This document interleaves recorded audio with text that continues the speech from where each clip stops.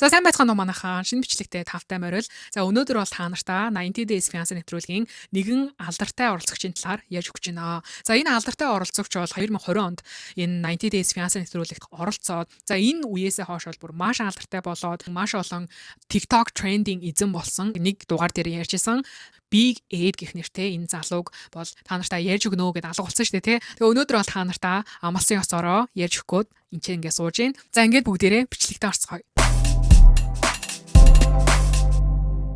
За нэвтрүүлэг маань эхлэхдээ Эд гэх нэртэй нэгэн залуу өөрийгөө танилцуулж байгаагаар нэвтрүүлэг маань эхэлдэг байгаа. За өөрийгөө танилцуулахдаа өөртөө Big Ed буюу том Эд гэдэг нэрийг бол өгсөн. Яагаад гэвэл намайг айгүй юм том биетэй, том залуу юм шиг санагдуулдаг гэж байгаа байхгүй юу. Хэдийгээр том Эд гэдэг нэртэй ч гэсэн ерөөсөө тийм том биетэй, том залуу ерөөсөө биш ээ. Big Ed-ийн хувьд бол нэрээ танилцуулахаас гадна хамгийн түрүүнд өөрийнхөө өндрийг танилцуулсан. За Big Ed-ийн өндөр нь бол 4 фут 11 инч буюу 150 см өндөртэй ийм залуу юм байна. За тэгээд ажил мэргэжлийн хувьд гэх юм бол мэргэжлийн зурагчин мэргэжилтэй ер нь хараад хад эмэгтэй модельүүдтэй түлхүүн ажилдаг бол санагдсан. Өмнө нь нэг удаа гэрэлж исэн. Гэтэ нилээн залуу насандаа баг ахлах сургуулаа дөнгөж төгснөхийн дараа анхныхаа хайртай бол гэрлээ. Тэр гэрлэлт нь 2хон жил үргэлжилсэн. Big Ed-ийн хувьд эхнэртэй үнэнч байж чадаагүй хуучин эхнэрээ хуурсан учраас 2хон жилийн дараа энэ хоёр маань салсан. Тэгээд тэр гэрлэлтээсээ бол Ed-ийн хувьд нэг охинтой юм байна. За охин нь бол одоогоор 29 настай аль хэдийн тусдаа гарчихсан тусдаа амьдралтай ийм эмэгтэй байгаа. За тэгээд Эдийн хувьд бол хуучин эхнэрээсээ салснаасаа хойш ерөөсөө ганц ч эмэгтэй хүнтэй уулзаагүй гэж хэлсэн. Ганц ч эмэгтэйтэй болзоогүй бүх амьдралаа охиноо өсөхийн тулд охиноо сайн хүн болгохын тулд бол зориулсан. За тэгээ 28 жилийн амьдралыг safe single гав ганцаараа бол өнгөрүүлсэн гэж бол Эдвардийн хувьд хэлжээсэн. За ингээд 28 жилийн дараа эцэст нь Эд нэгэн эмэгтэйтэй уулзраад амьдрал нь бол тэр чигтээ өөрчлөгдөд байгаа. За энэ эмэгтэйг танилцуулах юм бол Rose гэх нэртэй 23 настай Эдигийн охин ч 29 настай штэ. Тэгтэл Rose 23 настай Филиппин улсын иргэн ийм эмэгтэйтэй бол танилцаад хайр дурлал үүсгээд 28 жил ганцаараа байсан, ганц бие байсан хүн чинь ийм хөөрхөн залуухан охинтой одоо үерхэж ихснээс хойш бүр амьдрал нь тэр чигтээ өөрчлөгдөөд дурлалдаа умбаад ингэж явж байгаа юм байна. За энэ хоёрын хувьд бол хамгийн анх яаж танилцсан бэ гэхлээр Big Ed-ийн хувьд нэгэн нартай өдөр ингээд сошиал медиа ухаад байж ижээ. За гэтэл те нүдэнд нь дулаахан, залуухан ийм хав хар нүдтэй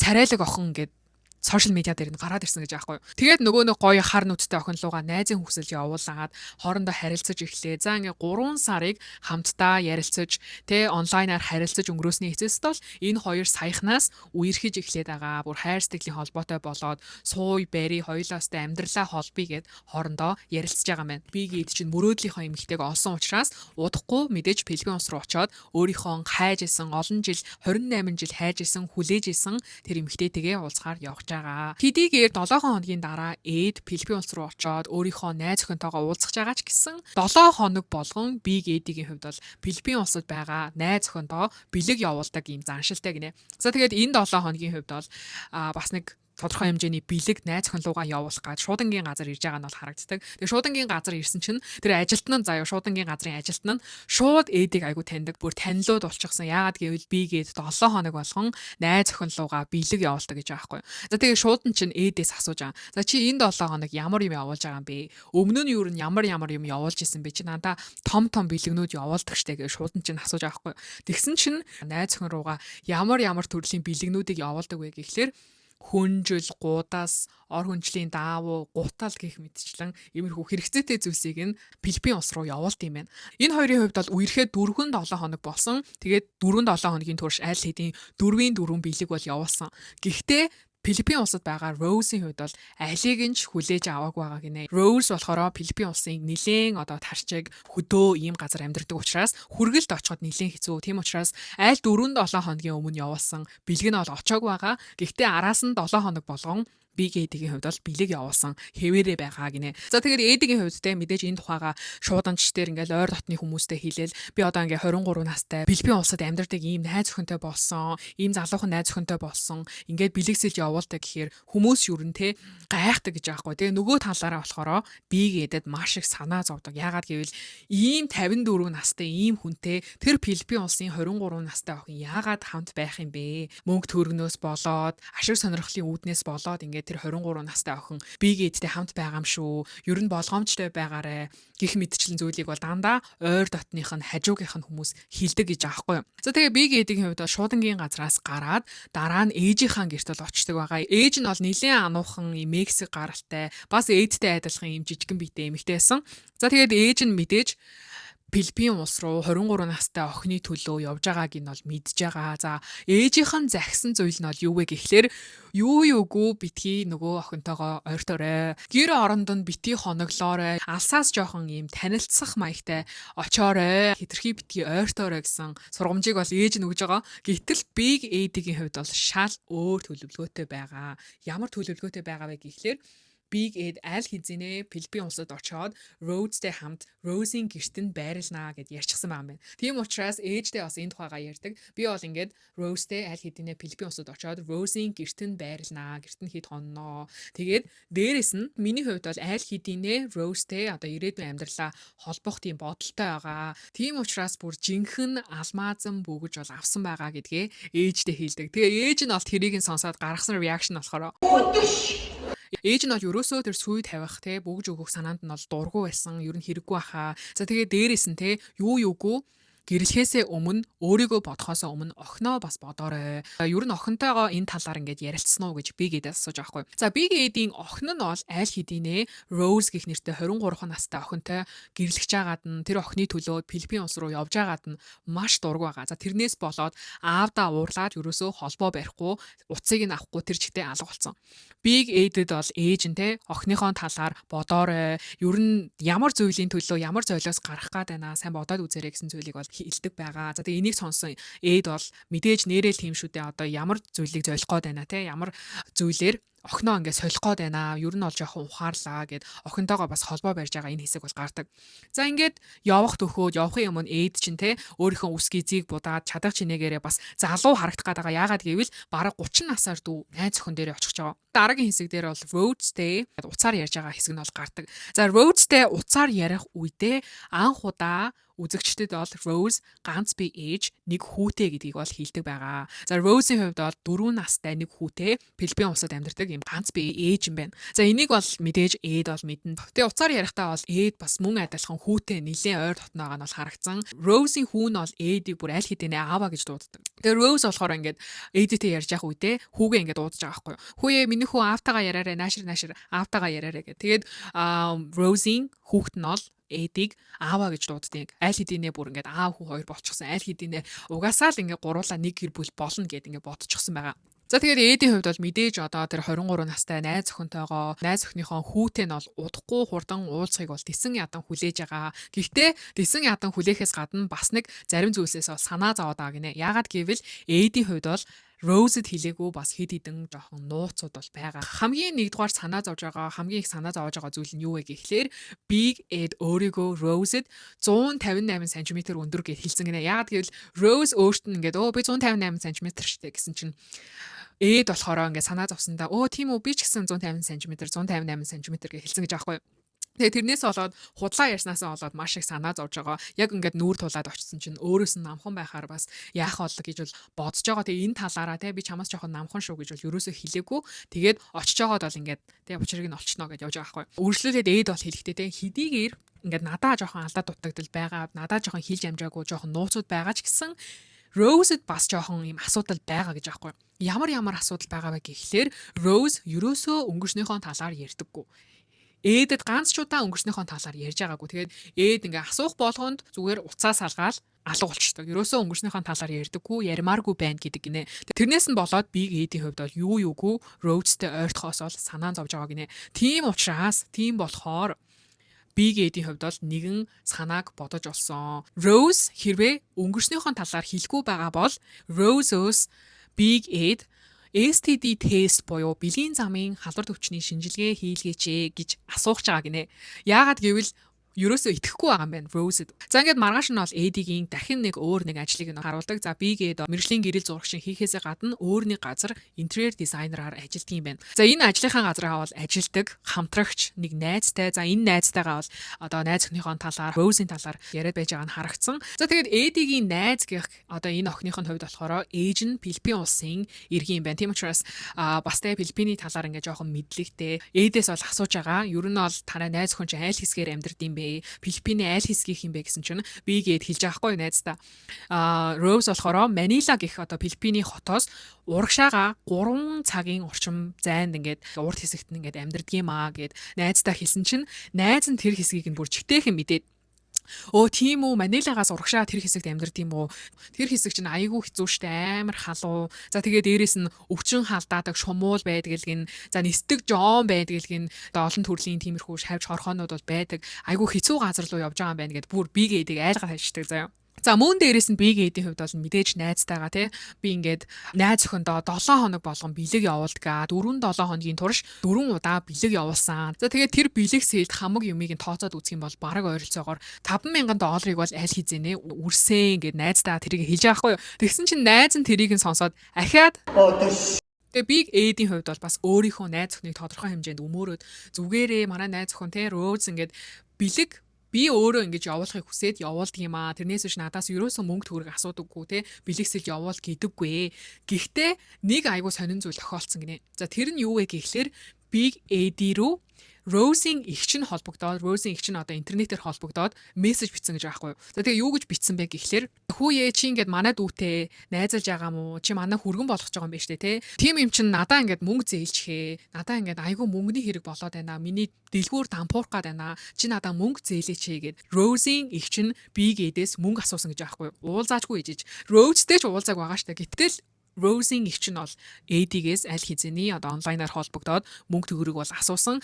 За энэ үед нь бол AD юу гэж хэлсэн бэ гэхлээр за би удахгүй Филиппинд очноо. За тэгээ очиж байгаа те нүүр нүрээ уулзалдж жагаад учир начраа олё гэж хэлсэн юм байна. За гэтэл тэр эгч нь юу гэж хэлсэн бэ гэхлээр үгүй надаа одоо л ингээд мөнгөний хэрэг болоод байна. Чи зүгээр одоо л надаа мөнгөө явуулчихаа гэсэн гэж аахгүй юу. AD-ийн хувьд яг уу айж байгаа заа юу. Гэхдээ нөгөө талаараа хамгийн их айж байгаа зүйл нь бол Rose эгчтэйгээ нийлээд надаас одоо мөнгө салгах гад, надаас мөнгө авах гад ингэж худлаа ярьсан байх үү гэдэгт бол айгүй эргэлзэж байгаа юм билээ. Эдийн хувьд бол хардаж жоохон санаа зовж байгаа юм билээ. За ингээд Филиппин улс руу явхаас ганцхан хоногийн өмнө бол бигээд маш олон бэлэг сэлд бэлдээд хүүхдэд нь хувцас хуунар тоглоом. За Rose-д ч гэсэн өөрт нь маш их хэмжээний тэ бэлэг сэлд ингээд аваад бэлдээд байж байгаа нь бол харагддаг. За энэ үед нь AD-ийн хамгийн сайн найз нь бол гэрт нь ирээд явхаас нь өмнө найзтайгаа ярилцж байгаа. За энэ найз нь бол хэлэхдээ сүүлийн бараг 14 жил AD-тэй хамт найзалж байна. Гэхдээ ерөөсөө AD-г бүр 14 жилийн турш ганц удаа эмэгтэй хүнтэй үерхэж найзалж ахыг нь бол хараагүй.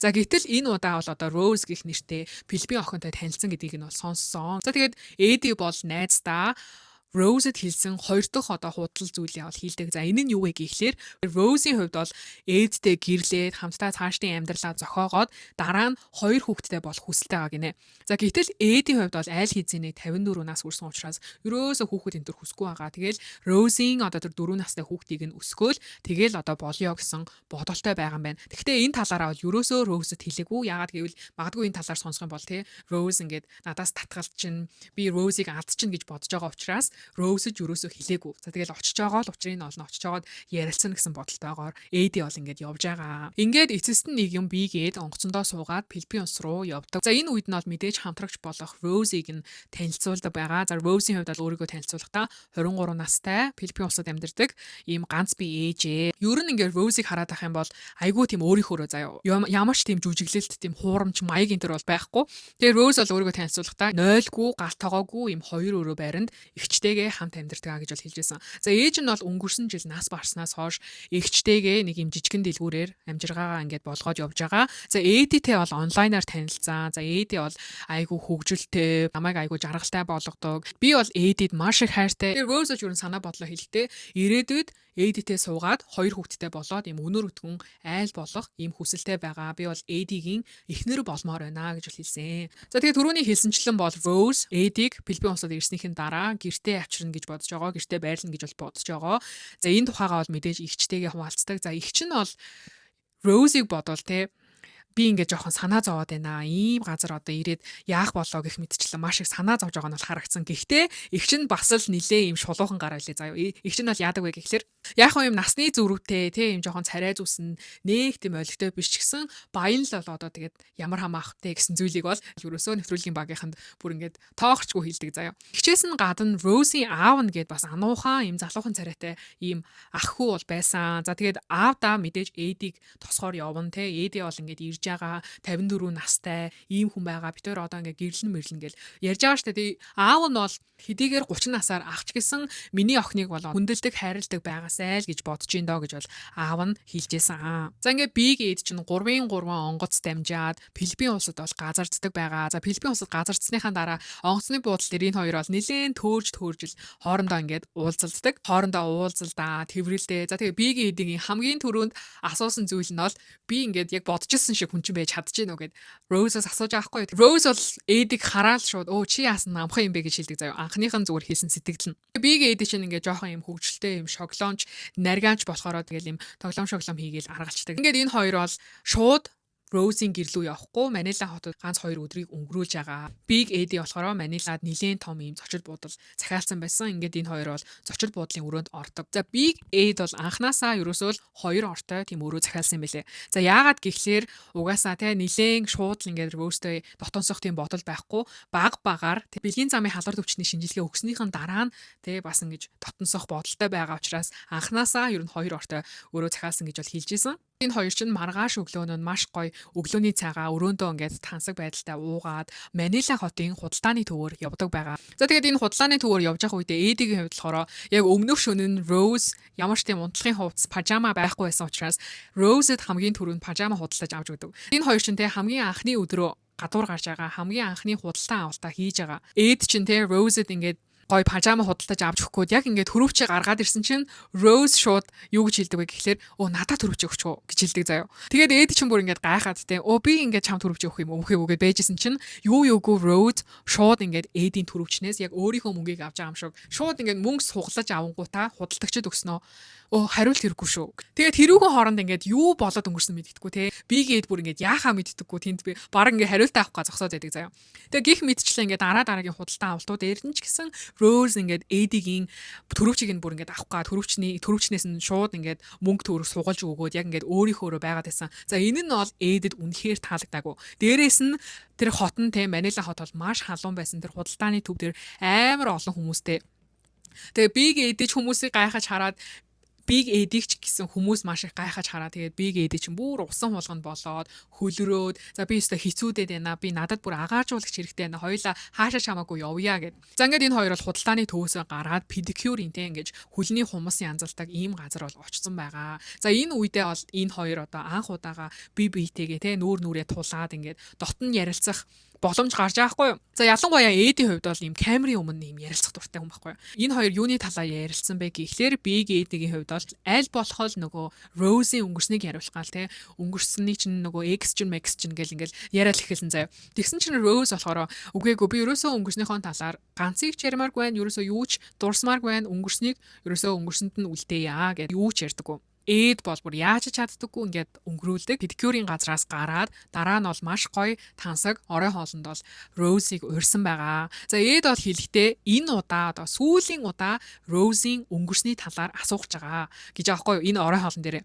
Яагаад гэвэл өнгөрснийхэн талаар мэдэхгүй л бол ерөөсөө энэ харилцаагаа үргэлжлүүлэхэд аюу хэцүү байна. Толгой тархинд нь бүр ингээд янз бүрийн бодогдоод маш их хэцүү байгаа гэж аахгүй юу. Ингээд орой хоолн дээр Big Ed бол яриагаа эхлэхдээ за би энд бол те чамд хайртай болохоороо ирсэн. Чамайг одоо сайхан амьдруулахын тулд чамайг болон чиний хүүг чинь одоо сайхан амьдруулахын тулд та хоёр сайхан амьдрал өгөхийн тулд бол энд ирсэн. Гэхдээ би чиний өнгөрсний талаар үнэхээр юу ч мэдгүй. Чи одоо ямар хүнтэй өмнө нь хамт байсныг бол мэдгүй. Тийм болохоор чи бэлгийн замын халдвар төвчний шинжилгээ өгчхөө. Хэрвээ өгчих юм бол би одоо чиний өнгөрсний талаар юу ч асуухгүй гэж аахгүй. Тэгэхээр Rose бол тэрийг нь сонсоод одоо юу юугуул чамд хайртай одоо чиний л төлөө амьдрий гэдээсэн хүн чинь бэлгийн замын халдварт хүчний шинжилгээ өгчөө би чамд юусоо итгэхгүй байна гэсэнд бол Rose бүр шоконд ордог заяа. Rose-ийг нилээн уурлуулад бүр уйлуулад Rose бол бүр үнэхээр өнгөрснийхөө талаар ярих ямар ч хүсэлгүй юм шиг үлээ. Айгу том нулимс туслуулаад уйлаад байсан. Ээд бол бүр ингээд яагаад өнгөрснийхөө талаар нуугаад байгаа юм бэ? Бүр нуугаад байгааг нь гайхаад гараад яваад өгдөг. Уйлж яаж яагаад Эдийн араас гарч ирээд Rose бас л Эдитэй ингээд муудалцдаг заяа. Чи юусэн ингээд надад итгэхгүй байна. Чи намайг маш их өвтгөлөө. Чи миний шарахыг хөндлөө гэх. За Эд бол Rose ингээд яаж ч уйлж исэн, ууралж исэн, үргэлжлүүлээл өнгөрснийхөө талаар асуугаадсан заяа. Өнгөрснийхөө талаар хийчихэлдэ яасан бэ? Юу болсон юм бэ гэд. Тэр Rose бол хэдийгээр ингээд үнэхээр ууралсан байсан ч гэсэн уйлж агаад өнгөрснийхөө талаар бол Эдэд ярьж өгдөг байгаа. Хүүхдийнх нь аав нь бол 4 жилийн өмнө хүүхэд нь төрөх үед бол аль хэзээний салсан. За одоо бол аль хэдийний өөр хүнтэй суугаад хүүхэдтэй болоод ингээд амьдарж байгаа. За тэрнээс хойш хоёр бол найз залуутай байсан байна. Тэр найз залуучуудаага яг ус уулзаал нийлсэн, салсан. Одоо ерөөсөө ямар ч холбоо байхгүй ингээд чамтай хамт байгаа. Чи ерөөсөө надад итгэхгүй байна гэл. За тэгээ Rose бол нилээн ингээд уурлаад, уйлаад байсан учраас Эдийн хувьд бол Rose-д өөр нэг одоо тусдаа өөрөө авч өгөөд ингээд энэ хоёр маань тусдаа хондог. Тусдаа хонсны маргааш нь бол Эд өглөө нь босоод Rose-тэй холбоо барих гэж хичээсэн. Гэхдээ Rose бол ерөөсөө хуцаахгүй, ерөөсөө хариу бичихгүй. Тэгээл тэр чигтээ алга болсон заяа. Тэгэд Эд чинь араас нь ингээд нилээн юм бичээд хоёлаа одоо тэр газар тэдэн цагаас уулзъя, хоёлаа ярилцъя гэд мессеж үлдээгээд. Тэгэд энэ хоёр чинь яг товолсон газараа хоорондоо уулзаад Эд чинь Rose-оос уучлал гуйгаа, за уучлаарай те. Одоо ахиж ингэхгүй хоёлаа өстө би бидэд итгэя, би чамд итгэж гинэ гэд. Ингээд энэ хоёр чинь хоорондоо уулзраа олж байгаа юм заяа. Хамгийн анхны маргаан. За ингээд уулзраа олсны дараа буудалдаа ирлээ. Эд чинь те жигтэйхэн Rose-д одоо хөл гарыг нь барьж өгөөл, массаж энтер хийж өгөөл. Тэгээ нэг юм хэлэх гээд хийж чадахгүй байхгүй. Юу хэлэх гээд ингээд янз бүр болоод байсан бэ гэхлээр Rose-ийг тэгээ би одоо чамайг үнсэж болох уу? Ганц удаа хацар дээр чи үнсэж болох уу? За тэгээ хацар дээр Rose үнсүүлсэн чинь далимдуулаа цаашаага уруул дээр нь үнсдэг заяа. Тэгээ энэ хоёр чинь ингээд хөөхөн те жанжун энтер болоод. За ингээд маргааш өглөөнд нь бол Rose болон Эд одоо Rose-ийн Манила хотоос те хэдхэн цагийн зайтай байдаг гэрлүүн машинаар явж очдог байгаа. За Эдийн хувьд бол замдаа явж байхдаа нэлийн сандарч байсан. Яагаад гэвэл чичтэй нь ерөөсөө ингээд биеэрээ уулзаагүй байгаа. Тэгээ дээрэс нь өмнө нь ингээд мөнгө төгрөгийн талаар асууж исэн учраас ихчтэй нь одоо уулзвал ямар байх болоо нэлийн юм сонирн байх бах та гэд ингээд уулзахаас бол санаа зовоод байгаа юм билээ. Ингээд явсаар Rose-ийн жижигхэн амьдардаг юм тосгонд нь бол ирсэн. За үнэхээр л нэрээ жижигхэн бас юм ядуу бурай жижигхэн тосгон бол байсан. За Rose-ийн хувьд бол айгүй юм энгийн байгаагаараа учраас тэгэл одоо энэ ингээд бидний байрладаг газар энэ бол ингээд манай тосгон те энэ бол ингээд манай гэр гээд гэр орноо бүгдийг нь танилцуулдаг. За гэрт нь очиход бол Rose-ийн хамаатнууд Rose-ийн одоо эргэн тойрны гэр бүлийнх нь Эдийг угтаж авах гад маш хөөрхөн ширээ энтер зассан. Айгүй юм дотн хүлээж авдаг. Эдийн хувьд бол ер нь тэр Rose-ийн гэр бүлийнхэн өөрийг нь угтаж авсан гоё тийм дайлж сайлж байгаа тэр халуун дулаан уур амьсгалаас илүүтэйгээр Rose-ийн амьдардаг гэрийг нь бол нилээн одоо анхаарлаа хандуулж шүүмжилж ийсэн. Мэдээж халуун орны хүмүүс чинь те нэг тийм амар зузаалаас одоо тоосгоор байшин бариад ах шаардлага байхгүй. За тэгэл дээвэр нь одоо зарим нь онгорхой. Хаалга нь бол зөвхөн ингээд цаас энтрээр хийцэн байх жишээний те гих мэдчлэн ингээд гэр орныг нь бол нилээн өөгчүүлж гоочилдаг байгаа. Rose-ийн хүүн бол Big Edтэй бүр үнэхээр хөөрхөн айгуу дотн мэдчилж байсан. Яагаад гэвэл энэ хоёр ч угаасаа видео кол энтрээр бинээ мэддэг байсан учраас маш хөөрхөн дотн ол уулзж байсан. Тэгээд гэртээ ингээд те гэрийнхэнтэй сайхан хоол унд идээд байжсэн чинь гаднаас аав нь орж ирдэг. Эдээс үнэхээр залуу харагдчихсан. За яг үндэ Rose-ийн аав нь бол тэгээд Эд бол те охинтой ч н одоо би ингээд болцож байгаа зүгээр үү ямар санагдаж байна энэ төр гэл ааваас нь асууж исэн. Rose-ийн аав бол тэ мэдээж Эдигээс одоо Эдигийн санаа зорилгыг бол асуудгаа. Юу нь ямар санаа зорилготой энд ирсэн бэ? Ямар зорилготой одоо манай охинтой уулзаад байгаа вэ гэх мэтчлэн асуултыг бол тэ аав хүний зүгээс тавьж исэн. Эд бол тэ мэдээж хариулна шүү дээ. Одоо би охиноор ч юусоо тоглохгүй. Би охинд чинь бүр үнэхээр чин сэтгэлээсээ хайртай тэ сайн сайхан амьдрах хүсэлтэй гэд Rose-ийн аавд бол чадах чинээгээр бол тайлбарлаж исэн. За ингээд ороо хоол дуусны дараа одоо яг тэр гэрийнх нь тэр тосгонд нь маш хүчтэй бороо орж эхэлдэг. За тэгээд бороо орж эхэлсэн болохоор дээрэс нь охиных нь гэрт одоо шал танихгүй нэг 54 настай Америк иргэтэй хондох байгаа учраас аавынх нь ховдогтуудаа хамгаалаад хамт хонохоор болдог заяа. Тэгээд ингээд унтах гад те Big Ed чинь одоо ийшээч нэг хараал тийшээч нэг хараал одоо ийм л гэр оронтой юм бахта одоо хаана унтах юм бахта гэд бэжсэн чинь Rose-ийн аав нь орж ирснэ. За одоо гурлаа ингээд хамт унтъя гэдэг. Тэгээд Эд тэгж хэлснийг сонсоод айгу гайхаал одоо Азийн соёл те одоо эндхийн соёл нь үнэхээр л одоо гэр бүлэрээ бөөнөрөө хадам автагаа ингээд бөөндөл унтдаг юм байлгүй гэж бодоод ингэсэн чинь яг үнэндээ бол аав нь зүгээр хажуутлынх нь өрөөнд унтах байсан юм билэ. Тэгээ энэ хоёр Rose-ийн одоо унтдаг, Rose-ийн өрөөнд нь ороод хамтдаа ингээд те мэдээж унтахаар болж байгаа шүү дээ. Тэгээд Эдигийн хувьд бол тэгэл гоочлол те одоо энэ дээвэр мэврээс нь бороод усаал тэр мөрийг онгорхоо ямар хэцүү юм бэ одоо ийм газар л унтдгийн багтаа гэл. За Rose бол тэгээ цаадах угаасаа сайхан гаа штэ. Би энэ дээр ингээл унтдгийн. Манайх одоо ийм л айл гэсэн байдалтай бол Rose-ийн хувьд бол байж байгаа. Тэгэд унтах төхөөд Rose-ийн хувцас соличоод ирья гэд гараад явсан хооронд нь би одоо юу хийч вэ? Би одоо ямар газар ирч вэ гэсэн байдалтай л нэвтрүүлгийн багийнханд хэлэхдээ ер нь те Rose-ийн одоо гэр орныг хараад хахад энэ байгаа байдал те энэ тосгоных нь байдлыг хараад хахад хэн ер нь Америкийн нэгдсэн улсад ирэхгүй байхыг хүсэх юм бэ те? Хэн болгон л одоо ийм газраас Америкт очихыг хүсэх нь яалтчгүй одоо аргагүй юм байна гэсэн зүйлийг бол хэлжсэн. За тэгээд унтахаасаа өмнө ч гэсэн Big Eddie-ийн хувьд бол те нөгөө их чинь яагаад надаас мөнгө асуусан болоо. Rose одоо хамааралтай биш үсттэй гэх мэт чинь нөгөө бодлоо одоо бодсоор л байгаад унтдаг байгаа. Маргааш өглөө нь Eddie-ийн хувьд бол бүр үхэж байгаа юм сэрдэг заяа. Яасан бэ гэхлээр бороо орсноос нь болоод тог захилгаан нь тасарсан, сэнс нь ажиллахгүй, агааржуулагч байхгүй. Тэгээ бүр ингээд борооны туслаас нь болоод шалан нь ороод, хүнчлэн нь ороод ямар ч агааржуулагчгүй халуун оронд бүр үхэж байгаа юм өглөө нь сэрдэг заяа. Тэгээд Эд бол өглөөс ирээд хамгийн ихэнд хийсэн зүйл нь те энэ бол миний амьдралын бүр хамгийн хэцүү, хамгийн одоо байж болох муухай тийм шүн байлаа. Яагаад гэвэл маш тухгүй байлаа. Орд ивсгэр бүр тэр чигтээ ноорцсон ийм халуунд ингээд унтах үнэхээр хэцүү байлаа. Би ерөөсөн унтаж чадсангүй. Тэр Rose-с бүр ингээд өглөө нь гуйдаг заяа. Хоёулаа ерөөсөө буудал руу явъя. Хаашаа чамаагүй те нэг буудалд ингээд очиё. Тэгэхгүй бол агааржуулагчгүй энэ газар бол бүр үнэхээр чадахгүй нэ. Чи хүүхдээ ингээд өвчтэй ч юм уу те өөр нэг хүнд ингээд үлдээчихээ хоёул ерөөсөө гоё амралтын газар энэ төр лөө явъя гэж байгаа хгүй юу. Би ерөөсөө энд байж чадахгүй нэ гэд. Rose бол яг тэгэж хэлсэнд нь бол жоохон ууралсан. Яагаад гэхлээр Rose-ийн хувьд бол хүүгээ одоо Эдтэй илүү ойр дотн байгаасай илүү одоо цагийг өнгөрүүлээсэй гэж бодож исэн. Гэвч Эд бол те бүр ингээд ганц хонсныхоо маргааш нь бүрстэй эндээс л одоо явж байвал бүр яасан ч яах вэ гэдэг байгаа учраас Rose-ийн хувьд бол жоохон ууралсан. Эд бол хэлэхдээ ерөөсөө аавас чинь зөвшөөрөл аваад аавас чинь асуугаад би чамайг гоё амралтын газар руу аваачаа хоёлаа ер нь эндээс явъя гэсэн шийдвэрийг бол гаргадаг.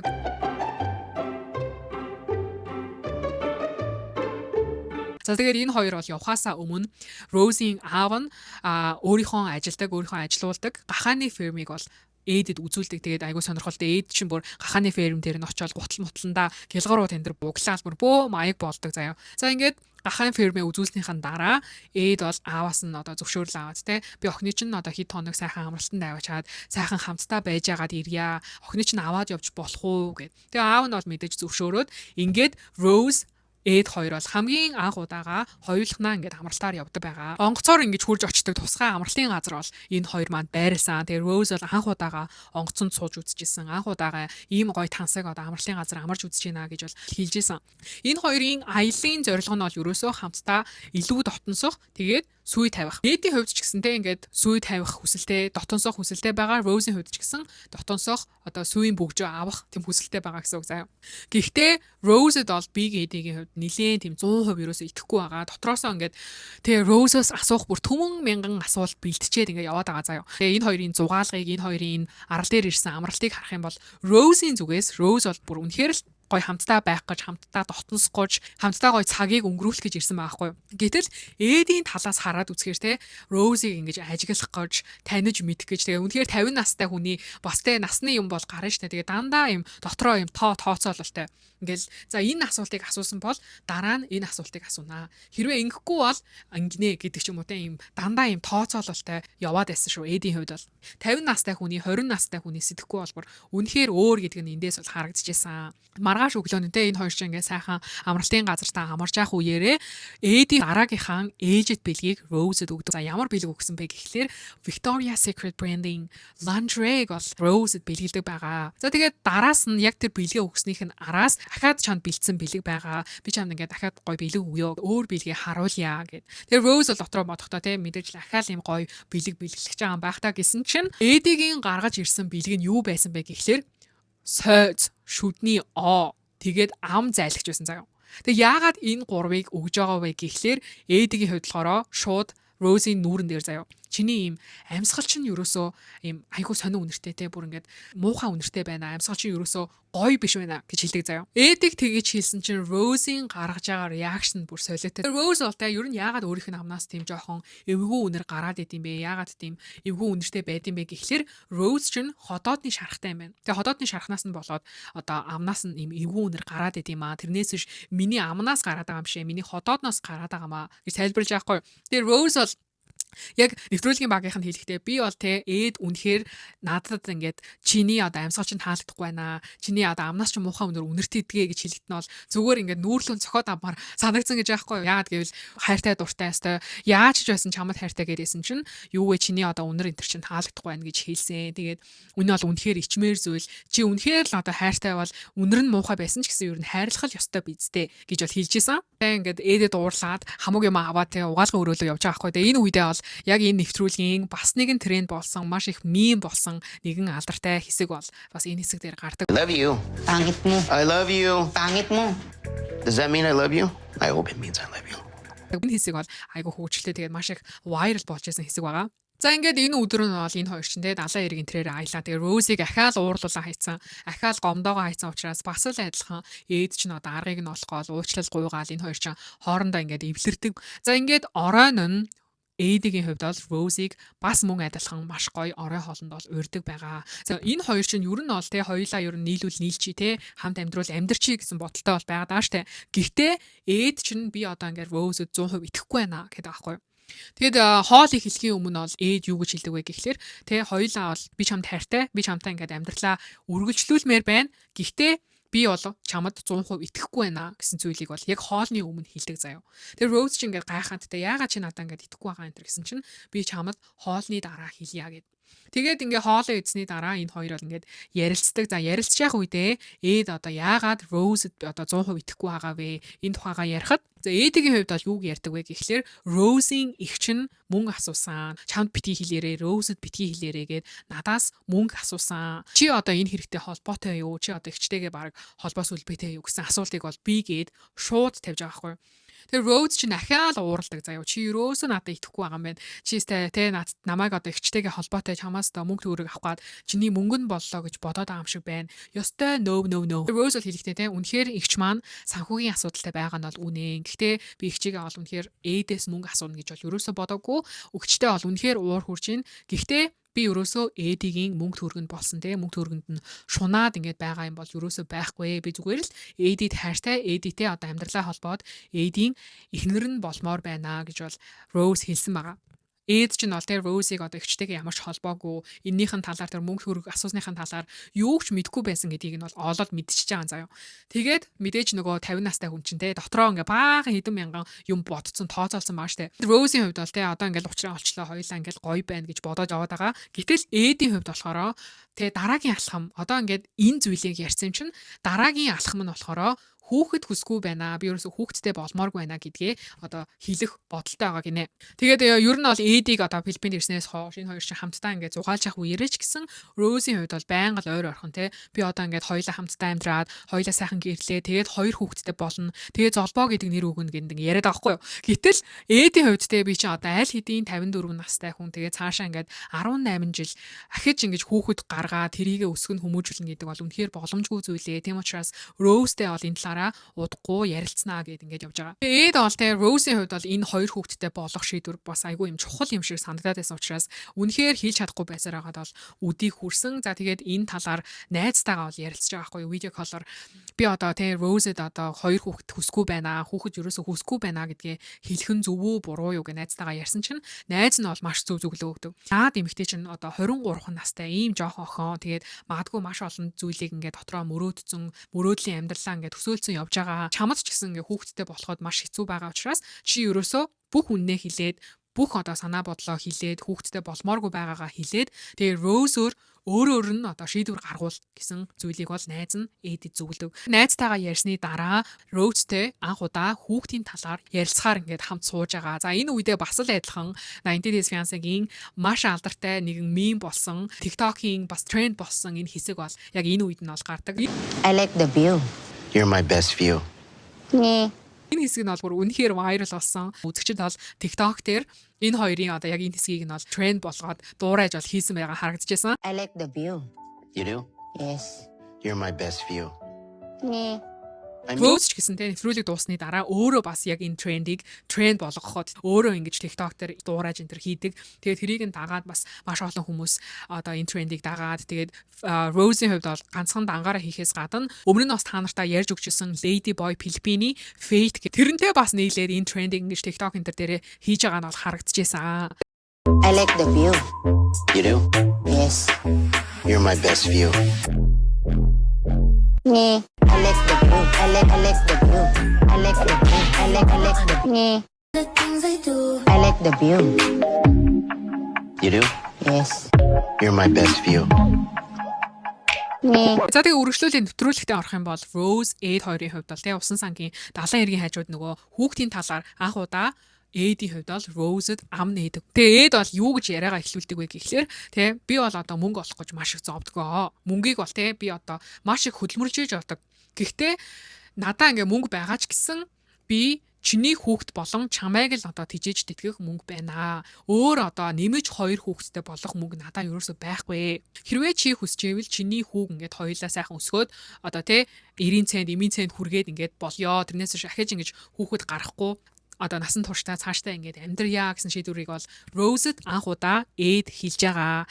Тэгээ энийг бол хэлээд бас л адилхан Rose-ыг уурлуулсан. Заа Rose гэхдээ өмнөх удаагийн уурлалтуудаасаа энэ удаа бол бүр маш их уурлсан. Яагаад гэвэл энэ бол Rose-ийн хувьд бол үнэхээр чухал тэр хүсэл мөрөөдөл нь байсан юм байлаа. Угаасаа би энэ хүүгээсээ гадна нэмж 2 хүүхэдтэй болно гэж бол маш олон жил бодож ирсэн миний хүсэл мөрөөдөл чи яаж ингэж худлаа ярьж чадчихна те. Чи үнэхээр л одоо хүүхэд хүсгүй байсан бол анханасаа бараг хэлэхгүй байхгүй яасан. Анханасаа бараг ирэхгүй байхгүй яасан гэсэн утгатай зүйлийг бол Rose бүр Эдэд хэлдэг заяа. Тэгээ Эд чинь те ингээл Rose-ыг тайтгаруулах гал тайвшруулах гал хэлээ штэ. Би ингээд чамтай ихлэ танилцъя гэж бодсон юм аа. Тэ хоёулаа гой дотн болоод дараа нь энэ зүйлийг ингээд ярилцъя гэж бодсон юм аа гэж ингээд хэлсэн чинь Rose бол бүр үнэхээр төвчээрийнх нь утас нь бол энэ өдөр бол үнэхээр тасарсан байсан. За бүр хамаг юмыг нь бол Эдийн үүрэн дээр хийлдэг. Чи бол ингээд бэлгийн замын халдвар төвчний шинжиргээ хийлэг гэсэн. Тэгээ эгчтэйгээ нийлээд одоо чамайг хуйлгах гэлээ гэсэн. Чин дээрэс нь Rose бас би гээд те шиний хүлний чинь үүсэн гээд яг эрэгтэй хүн шиг байна. Ерөөсөө эмэгтэй хүн шиг мэдрэхгүй байна энэ төр гэж хэлжсэн байхгүй юу. Тэгэл мөн адилхан те ингээл амны чинь өнөр таалагдахгүй гэж Rose-ийг ингээл байсгээл доромжлол гоочлоод байгаа юм шиг ийм мэдрэмжийг бол төрүүлээд байсан. Би чамд бол боломжийг бол олгосон. Гэхдээ энэ удаа бол үнэхээр миний төвчээрийн утас тасарлаа. Би бол ахиж чамтай хамт байхгүй. Зүгээр sorry баяртай гэж яваад өгдөг заяа. Тэгээ Эд чинь бас те бас л 50 настай хүний ухаан тэрэг гаргана штэ ингээл өө би өстой чамд хайртай штэ. Би чамд гоё diamond бүгж энэ төр авсан штэ. Тэргээл аахгүй юу. Тэгсэн ч гэсэн Rose-ийн хувьд бол би чамд бол ахиж боломж олгохгүй гээл шууд өрөөндөө ороод Rose хувцас хунараа аваад яваад өгдөг. Тэгээ Эд болохоор нөгөө усан сангийнхаа хажууд те за ингээл Rose тайвширч хэлээгүй те. Тэгээ Rose-ийг ингээд дараа нь те сайхан ингээд ярилцаж жагаад ингээд аргалчин таа гэж бодсон чинь Rose нь бүр аль хэдийнэ яваад өгсөн заяа. Тэрийг нь Эд мэдгүй араас нь ингээд буудлынхаа өрөөндөө яваад очсон чинь Rose аль хэзээ баглаад яваад өгсөн байдаг. За ингээл нөгөө Эд чинь өстой бөөн гуниг болоод Эд ч мөн адилхан яг өөрийнхөө онгоцны плетийг шууд өөрчлөөл Америк руу яваад өгдөг. Тэгээ Америкт очоод ээжтэйгээ уулзаад тэгээ ээжтэй мэдээж одоо сансан байсан хамаг юм хуваалцаад дараа нь болохоор охинтойгоо очиж уулздаг. Охин нь нөгөө тэгээ Roses болоод өөрөөс нь жоохон 23 настай охинтой аав нь одоо нийлгээд байгаа учраас уурлаад яваад өгсөн байсан шүү дээ. Тэгээд Эдийн хувьд бол яг энэ нэвтрүүлгийн төгсгөл энэ сизний төгсгөлд бол охинтойгоо ингэж уулзраа олж байгаа. Охин дээр ингэж цэцэг авч очоод хамаг одоо учир байдлаа хилээд тэ хоорондоо ингэж ярилцаж уулзраа олж байгаа. Энэ хэсэг гараад ингээд энэ сизон бол дуустдаг байгаа. За энэ сизон болохоор 2020 онд засагдчихсэн 90 Days Fiancé-гийн Journey гэх нэртэй ийм одоо сизон байгаа. За энэ сизны дараа Эд болон Rose хоорондоо видео коллор ярьдаг. Тэгээд хөтлөгч нь ч гэсэн бас видео коллор ингээд хоорондоо энэ үед бол ярилцдаг. Яг тэр тэл ол дээр тэр видео коллор ярилцж байгаа үедээ ямар зүйлийг ярилцсан бэ гэхлээр Эд бол яг нэвтрүүлэг дуусны дараа Rose руу дахин холбогдоод одоо чамтай ингээд харилцаатай байж болох уу гэх мэтчлэн зүйлийг бол Rose-тэй ярьсан гэж аахгүй юу. Тэгээ Rose бол хэлэхдээ Эд төрүүлээд одоо энэ зүйлийг бол над руу бичсэн. Одоо хоёлаа нийлэх үү, хоёлаа бараг л буцаж одоо хамт байх боломжтой юу гэдэг зүйлийг бол Эд над руу төрүүлж бичсэн гэдэг аахгүй. Эдийн зүгээс болохоор үгээ наадах чинь худлаа яриад байна. Rose над руу хоёлаа ингэж хамт байж болох уу? Чи над руу гоё Валентины бэлэг энэ төр явуулаач гэж бол надад хэлсэн. Энэ хоёр бол видео колоор бүр бие бинийгээ худалчаар нь дуудаад, илүү янзаар нь дуудаад хоорондоо бол маш их муудалцдаг байгаа. За тэгээд дээрэс нь Эд яг энэ үед бас нэгэн чухал зүйлийг бас нэгэн сонирхолтой одоо Rose-ийн талаар баримтыг хэлсэн нь юу байсан бэ гэхлээр Rose-ийн хувьд болохоор bisexual юм байна. Bisexual гэдэг чинь нөгөө эрэгтэй ч хүнээ сонирхдог, ижил хүснээ ч сонирхдог тийм ийм штэ. Тэгээд Rose-ийн хувьд бол bisexual эдээс одоо салсныхаа дараа эмэгтэй хүнтэй харилцаанд байсан. Яагаад гэвэл би одоо өмнөх харилцаагаа мартахыг хүссэн. Эдтэй байсан харилцаагаа мартахын тулд өөр эмэгтэй хүнтэй бас хэсэг хугацаанд харилцаатай байсан гэдэг талаараа Rose видео кол хийдэг тэр хэсэг дээрээ бол хэлжсэн. За энэ хоёр видео кол хоорондоо хийхээс гадна мөн адилхан охин нь бас орж ирж ярилцдаг байгаа. Анх удаа ер нь бол охин нь Rose-тэй нүүр нүрээ тулаад ингээд видео колоор харилцаж байгаа гэж аахгүй. За охин нь бол аавынх нь хувьд ингээд бөөн зүйл болоод бүр охинтойгоо тангараг дасархаа алтаад ингэж тэр 23 настай охины араас яваад те ингээд бүтэлгүүцнийхаа дараа дахиж ингэж холбогдоод одоо хамтдаа нийлж болох уу, нийлэх боломжтой юу энэ гэсэн зүйл бичсэн байсныг нь сонсоод охин нь бол бүр уйлсан заяа. Тэгээд мөн дээрэс нь Rose-ийг бас охин нь шүүмжилсэн. Юуг шүүмжилсэн бэ гэхлээр те бүр ингээд биеэрээ ч уулзаагүй, хоорондоо уулзаж танилцаагүй тэр хүнээ хүүхдээрээ ингэж ааваа гэж дуудуулдаг те одоо бүр яаж хүүхдийгээ одоо тэр танихгүй хүнийг ааваа гэж дуудуулдаг юм бэ гэж Rose-ийг нэлээд шүмжилжсэн. За ингээд энэ сизон дуусаад энэ 2020 онд энэ сизон дууснаас хойш за энэ үед чинь ялангуяа бас ковидын цар тахлын үе байсан. За тэгээд Rose болон Эд хоёр бол үнэхээр энэ үед viral болсон байгаа. За яагаад гэвэл те Эдийн одоо энэ гаднах өнгө үзэмж те бие авч явж байгаа байдал Rose-д одоо өгж байгаа тэр бэлгэнүүд нь ч гэдэг юм уу. Иймэрхүү зүйлс нь бол хүмүүсийн маш их сонирхлыг татсан сошиал медиа дээр энэ хоёр бол маш их тренд болсон байгаа. Ялангуяа Эдийн хувьд бол маш их тренд болсон. За ингээд энэ нэвтрүүлэг дуусны дараа Rose-ийн хувьд бол одоо амьдралд нь ямар өөрчлөлт гарсан бэ гэдгийг бол та нартай танилцуулъя. За Rose-ийн хувьд бол дууснаас хойш маш од болсон. Маш олон хүнд бол танигдж эхэлсэн. За одоогоор бол Rose-ийн TikTok нь 1.4 сая дагагчтай. Нэвтрүүлэг гарснаас хойш бол YouTuber болсон. За YouTube нь бол 732 мянган дагагчтай. Нилээн том YouTuber байгаас тэ.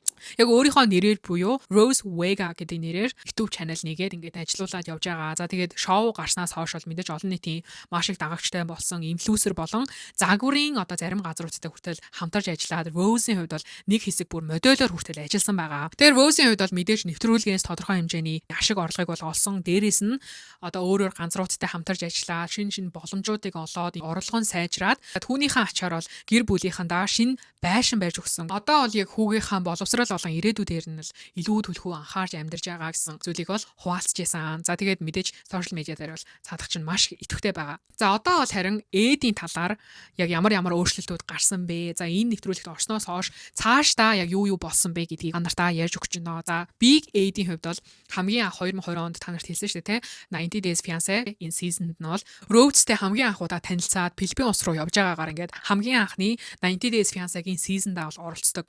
За дараа нь болохоор Bears All буюу Илэн далангуу одоо бүхнийг ингэж гаргаж ярьдаг нэг ийм бас нэгэн 90 Days Fiancé-гийн салбар ийм нэвтрүүлэг байдгаа. За энэ дээр бол бас адилхан Эд бол оролцсон байгаа. За энэ үедээ ямар төрлийн зүйлийг ярьжсэн бэ гэхлээр Rose-тэй дахин видео кол хийж ярьсан. Тэгээ энэ хоёр ч нөгөө сүүлийн видео колоор өстэй чи худалч би худалч дээрээ тулаад ингээд боо юм болоод дууссан шүү дээ. Би нэр нэг юм хэлгээ мартсан байна. Big Ed тэр хоёр яг тэр tail all дээр хоорондоо ингэж видео колоор хэрэлдэж явах үедээ Rose бас нэг зүйлийг ярьсан заяа. Rose юу гэж ярьсан бэ гэхлээр Эди намайг одоо хоорондоо ингэж харилцдаг, хоорондоо харилцаатай байх үедээ Ed Rose-д ямар санал тавьсан бэ гэхлээр хоёулаа ийм тэ насанд хүрэгчдийн нүцгэн видео кол хийя. Хоёулаа ингэж тэ янз бүр болж байгаагаар ингэж видео кол хийя. Хэрвээ хүсэх юм бол би чамд мөнгө төлөё гэж хэлсэн байхгүй. Тэрнээс болоод Big Эдийн бас нэр хүндэн те тодорхой хэмжээнд бол унсан. Гэхдээ нөгөө meme тэр тренд интернетээ болоод олон нийтэд бол Big Эдийн тэр нэр хүнд нь бол өссөн хэвээрэлсэн. За ингээд Bears All дээр үргэлжлүүлээд юу ясныг нь яри. Нөгөө нэг хэрүүлдэ маргаантай видео кол хийснийхаа дараа яг энэ Bears All дээр бол маш гоё тийм эвтэй найртай насанд хүрсэн хүмүүс шиг видео кол хийсэн байгаа заяа. Эд бол Rose чи байхгүй байсан бол би байхгүйсэн. Чи бол намайг бүтээсэн те. Чи байсан учраас би одоо өнөөдрийн би байгаамаа гэсэн зүйлийг бол Rose-д хэлсэн. Тэгээд бүтээгүүч гэсэн би чамд ингээд аз жаргал хүсээ те. Хоёулаа ингээд цаашдаа сайн сайхан амьдрах болтугай гэж би биедээ ингэж өрөөл хүссэн ийм сайхан дуудлага хийсэн байгаа. За дээрэс нь Bear Soul дээр бас нэг зүйлийг юу ярьсан бай гэхлээр Эдийн хувьд ерөөсөө хүүхдтэй болох хүсэлгүй би ч одоо хөгшөрж байгаа. Ахиж ерөөсөө хүүхд тентэртэй болохгүй гэдээсэн чинь нэвтрүүлэгт оролцохоос хэдхэн 7 хоногийн өмнө Big Эдийн хувьд бол өөрийнхөө эр бэлгийн үсийг хөлдөөсөн. Тэгээд магадгүй ирээдүйд те миний одоо санаа бодол өөрчлөгдөд би хүүхдтэй болохыг хүсэх юм бол би 10 жилийн дараа ч гэсэн тэр хөлдөөсөн хэсэг гаргаж ирээд хүүхдтэй болж болно гэж аахгүй. Тэгээ нөгөө Roadтэй ч гэсэн хүүхдтэй болохгүй гэж салчаад тэгээ дараа нь болохоор ингээд хэрвээ хүүхдтэй болохыг хүсэх юм бол хүүхдтэй болно энэ төргээд эсээ ингээд хөлдөөсөн гэдгээ бас яг тэр нэвтрүүлэг дээр бас ингэж олон нийтэд бол хэлжсэн. За ингээд Big Эдийн адал явдал дууслаа гэвэл үгүй бас ахаа цаашаага маш олон сизон дамсан заяа. За ингээд Bear Soul-ийн дараа Big Эдийн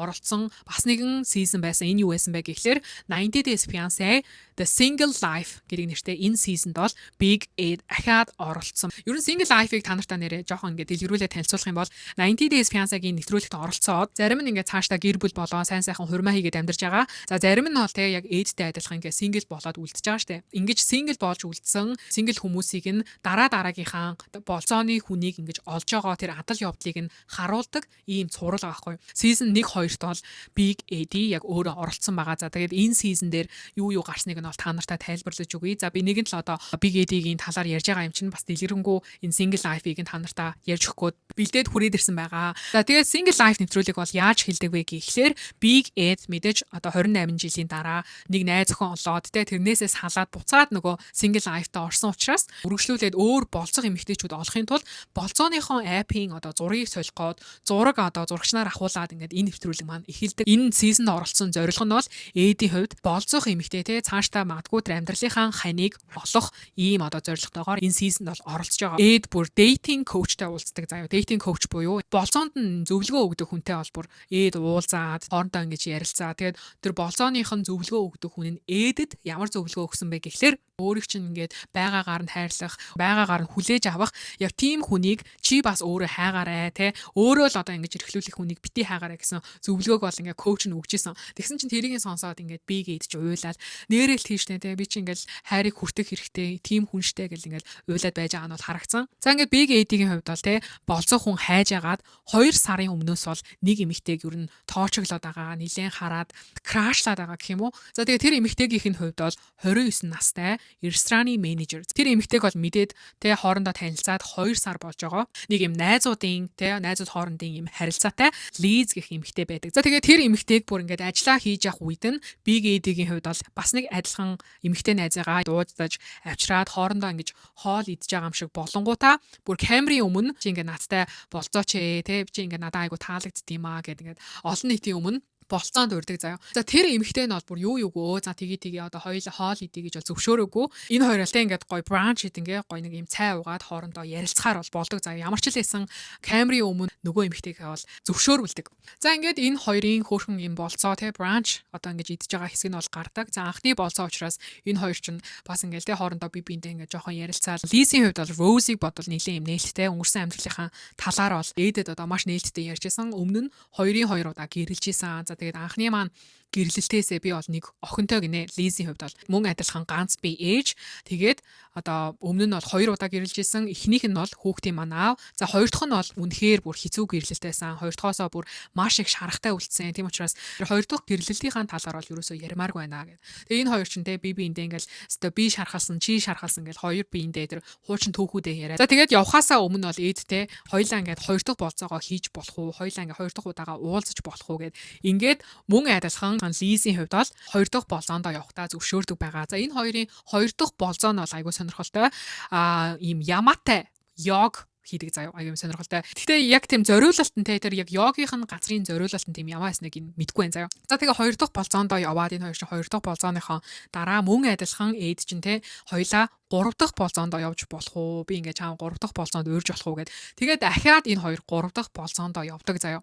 Тэг хэдийгээр те ингээд Лизийн хувьд бол ингээд ээдэд айгу зөөлөн хандаал те ингээд болзоонд нь зөвшөөрөөл ингээл айгу найрсаг байгаад байгаа ч гэсэн ээд бол дандаа ямар нэг эмэгтэйтэй ингээл таалагдаа сайхан дотн ингээл найзлал явж байтал нөгөө эмэгтэйчүүд нь дандаа хоёлаа те гой найз штэ гэж дандаа ингээл фрэнд зондчдаг. Тэгээ тэрнээс болоод үнэхээр өөртөө ихтгэлгүй болсон. Одоо ингэж байгаа л намайг фрэнд зондчих үедээ те ингээл сайхан ингээл явж байгаа л фрэнд зондчих үедээ гэж байнга айцтай явж байгаа. За тэгсэн ч гэсэн ийм хоёр маань бол ахин 3 дахь болцоогоо хийсэн байгаа. За 3 дахь болцоон дээрээ маш сонирхолтой заяа. Эд бол шууд гэртээ дагуулад ирсэн. Эдийн хувьд бол яг single life season-ээс ахуулаад ээжтэйгээ хамт амьдарч эхэлсэн. Яагаад гэвэл ээж нь одоо маш их нас тогтсон, нас өндөр болсон учраас ээжтэйгээ хамт амьдарч эхэлсэн. Бүр 3 дахь болцоон дээрээ шууд Лизийг ээжтэйгээ уулзуулдаг. За тэгээд энэ гурав чинь ингээд хоорондоо сайхан ярилцаад ингэж байх үеэрээ Эд яг хүүхэд насныхаа талаар, өмнөх амьдралынхаа талаар бол Лизтэй ярилцдаг. Эд ингээд хүүхэд байхдаа толгоон дээрээ тэ ерөөсөө хинч зааж өгөөгүй хахад шууд ингээд толгоон дээрээ ингээд иргэждэг байсан. Тийм хүүхдээсэн гинэ. Ахлах сургууль байхдаа баг те хамгийн анхны эрэгтэй гимнастикчдын нэг байсан. Яагаад гэвэл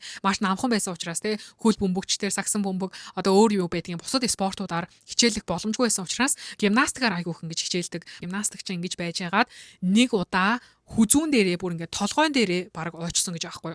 Тэгээ тэрнээс болоод одоо бол ерөөсөө гимнастик хийхээ болсон. За тэгээд тэрнээс нь болоод мэдээж те хүзүүнийх нь тодорхой хэсэг бол гимцсэн. Гэхдээ Эд бол угаасаа төрөлхийн clipal feel гэдэг нэртэй тийм төрөлхийн бас юм хүзүүний өөрчлөлттэй гэх юм уу. Тийм учраас бас юм хүзүүн бол ингээд хөдөлдөггүй те. Бас дээрэс нь ингээд гэмтэл авсан учраас ингээд хажуу тийшээгээ энэ төр харж энэ төр болдоггүй гэж аахгүй. Тэгээд ийм одоо өөрчлөлттэй гэдгийг бол те эйженч тэр ээдч тэр одоо Лизэд бол тайлбарлаж өгдөг. Ингээд хэд хоног өнгөрөөд ингээд хоорондоо харилцаад явж ясны дараа анх удаа Rose болон Эд хоёрын хооронд нь ийм хэрүүл маргаан болдог байгаа. За тэр одоо хэрүүл маргаан нь юунаас болсон бэ гэхлээр Лиз тэ найзуудтайгаа ингээ гадуур явж исэн чинь хаанаас чинь экс нь гарч ирээд Лизийг айгу таниад тэгээд ингээд Лизэд тэ айгу уурж муурлаад. Тэгээд тэрнээс болоод тэ Лиз чинь ингээд айгу сэтгэл санаагаар унаад Эдтэй уулзсан чинь уул нь бол Лизийн санаанд Эдтэй ингээд сайхан уулзаад тайвшаад сэтгэл зүрхийн онгойлгон энтер гэж бодсон юм шиг байгаа юм. Гэтэл Эд болохоор бүр эсэргээрээ өөдөөсөн те чи баргал тэр экстэйгээ яах гэж уулзсан яаж явж байгаад таарсан юмарсан ингээд амар ингээд хардаад байсан болохоор энэ хоёр ч юм бүр хоорондоо маш их хэргэлдээд бас ингээд Эдийн чинь бахан сэтгэлээр унаал бөө юм болдог. Эд бол те Лизаас ингээд уучлал гуйгаад би чинь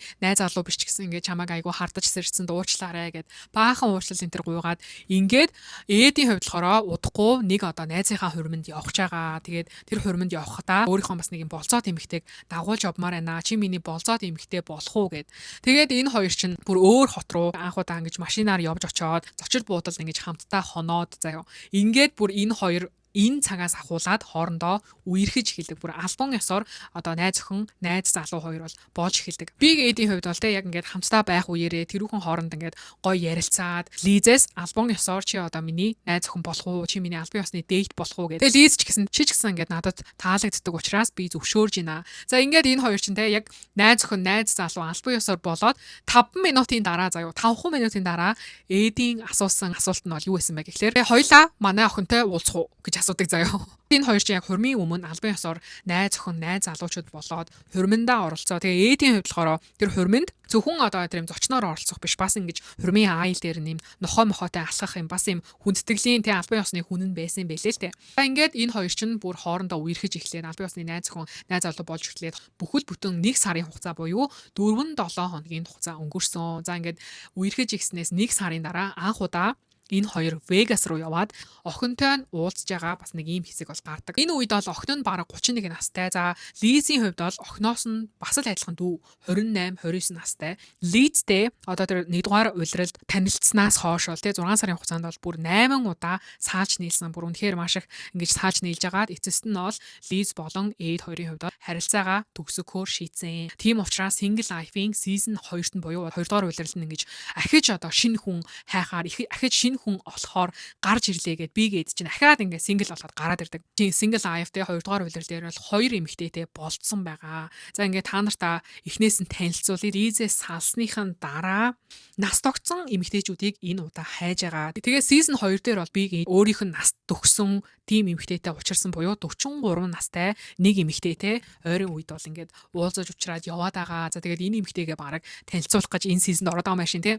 Энэ эмэгтэйгээ бас танилцуулсан Мия гэх нэртэй 43 настай айгу гал цогтой те ер нь байгаа байдал нь ч тэр ээдтэй ингэж харьцаж байгаа харьцаанч тэр миний харснаар хамгийн тохирсон хүн нь яалтчгүй Мия байсан заяо. Ээдтэй айгу ойлголцоод байсан байхгүй ингээл хоорондоо ярьж мэж байгаа юмыг тэгэл биг ээд чинь айгу дажгүй залууштай энэ гэл те биг эдэд айгу юм нааштай байсан. Гэтэл ээд өөрөөсөө болоод Мия гэдэг эмэгтэйг бол холдуулсан. Тэр хоёр ингээд хамгийн анхны болцоон дээрээ бүжгийн сургалтанд анх удаа ингэж болцоонд явж байгаагаар энэ хоёрын болцоо ингэж гардаг. Тэгээд бүжгээд уусгасны дараа хоорондоо уулзаж сайхан ярилцж явах үеэрээ ээд юуг ярьсан бэ гэхлээр Лизийн талаар ярьсан заяа. Тэр эмэгтэйтэй уулзж байсан бүр анхны болцоон дээрээ үнтэй уучраа тэгээд би өстө ингэсэн байхгүй юу гэд бах уйлж мөлснийхэн дараа тэр Мия гэдэг эмэгтэйгээс асуугаад би ингээд чамайг 2 дахь удаага дейтэнд авч гарч болох уу гэд асуудаг байхгүй юу. Гэтэл тэр эмэгтэй бүр тийм ч гэж хэлээгүй, үгүй ч гэж хэлээгүй, юу ч хэлээгүй тэгэл яваад гисэн. Мия гэдэг эмэгтэй ээд хоёрын болцоо нь ингээд бүтлгүүтж байгаа заяа. 2 дахь эмэгтэй нь бол ингээд бүтлгүүтлээ. Ээдийн хувьд бол бас өөр нэг арга бодож олсон. За ямар арга бодож олсон бэ гэхлээр тэгээд миний ээж Мексик гаралтай ийм эмэгтэй юм чинь магадгүй надад Мексик гаралтай эмэгтэй таарч тохирч магадгүй гэж заяа. Тэгээд Мексик гаралтай эмэгтэй хайж болох шийддэг. Яаж одоо Мексик гаралтай эмэгтэй хайж болох вэ гэж бодож байгаад Мексикт байдаг нэг найз руугаа ярьдаг заяа. Тэгээд тэр найз руугаа яриад би одоо ингээд сингл байгаа. Тэгээд магадгүй нэг ингээд гоё таарч тохирсон Мексик эмэгтэйтэй танилцмаар байна. Чамд ингэж танилцуулах найз нөхөд байна уу? Таньдаг сингл хүн амтан байна уу гэд Мексикт байдаг Мексик найзаас асуулаа. Тэгсэн чинь тэр Мексикт байдаг найз нь өөрийнхөө бүр хар багын нэг найз маань одоо бол ингээд сингл байгаад удаж байгаа. Бас адилхан жоохон хүүхэдтэй юм сингл ээж байгаа. Чи энэ эмэгтэйтэй танилцах уу гэд. Тэгээ юугүй биг эдэд нөгөө утасныхан дугаар муугарыг өгөөд тэгээ биг эд чинь 4 дахь болцоогоо бол Мексик улсын нэгэн эмэгтэйтэй мөн адилхан онлайнаар танилцдаг байгаа. Ээж нь бол Мексик учраас эдийн хувьд бол бас ингээд жоохон испанаар ингэж ярьдаг те хоорондоо ингэж айгу хөөрхөн ойлголцоод нөгөө эмэгтэй нь болохоор бас айгу юм дохлог намблаг дажгүй эмэгтэй заяа. Тэгээд ээд энэ хоёр шин хоорондоо ингээд нөгөө эмэгтэй нь жоохон англиар ярьдаг. Тэгээд ээд бас жоохон ингээд испанаар ярьдаг. Тэгээд хоорондоо испан англи хойлж ингээд хоорондоо ярилцаж ингээд ойлголцдог. За тэгээд хит хитэн удаа уцаар ярилцаад хоорондоо харилцаад мессежлж хэлсний дараа мэдээж биг эдийн толгойд ямар бодол төрөх вэ гэхлээр за ерөөсөө энэ эмэгтэйг те очиж уулзъя болох бүтэхгүй гэдгээ ерөөсөө очоо шийдъя гэд. За ингээд 2 дахь удаага биг эдийн хувьд өөр одоо улсын эмэгтэйтэй уулзахаар явдаг. Гэхдээ энэ удаа Мексик руу явахдаа өөрийнхөө нохойг болоод өөрийнхөө ээжийг авч явдаг.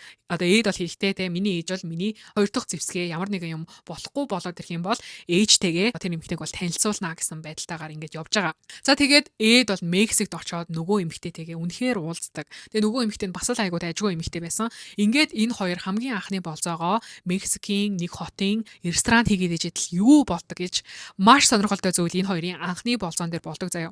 Энэ хоёр ингээд ресторанд хоорондоо ингээд сайхан ярилцаал ингээд уулзаал ганц хоёр үг солиод байжсэн чинь шууд тэр ресторанын гадаан нь зэвсэгт халтлага болдог.